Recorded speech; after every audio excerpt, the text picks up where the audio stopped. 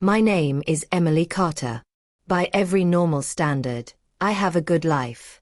I'm 35, married to a kind man named David. We have a cozy house in the suburbs, a neat yard, a mortgage we can manage, and a predictable, comfortable routine. But predictability can turn into a slow suffocation. A few months ago, David and I decided to rent out our basement apartment to help with expenses.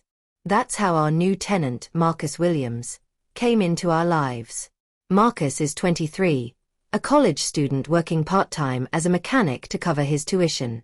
When he first moved in, I saw him as nothing more than a respectful young man, with a polite smile and a quiet way about him. But soon, I started to notice things. Marcus would come home wearing his grease-stained uniform, his dark skin glistening with sweat from long hours at the shop.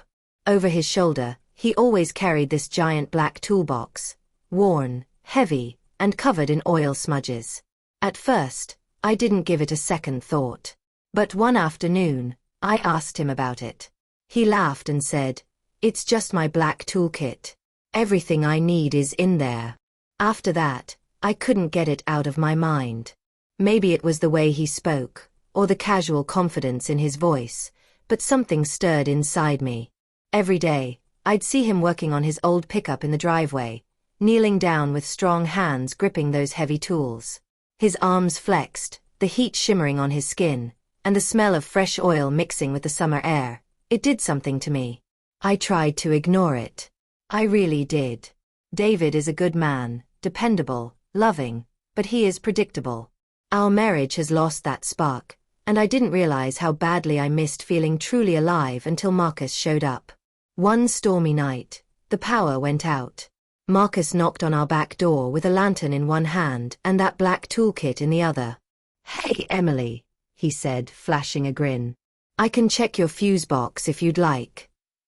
I swallowed hard, my heart thudding in my chest. "Sure," I answered, stepping aside. Watching him crouch by the panel, his muscles moving under his shirt, I felt something I hadn't felt in years. Raw, electric longing. I was overwhelmed by the scent of rain and metal and the silent question in his dark eyes. Nothing happened that night. But everything shifted. Now, whenever Marcus is around, I can't help myself. I make excuses to talk with him, to linger near the open basement door, to hear the clatter of wrenches or the clang of a socket hitting the floor. There's a pull between us, a dangerous energy that feels both terrifying and thrilling. I know it's wrong. I'm married. I took vows. But sometimes when David is asleep and the house is quiet, I lie awake thinking about Marcus and that black toolkit, about how it represents something wild, uncontained, and young. It's more than physical.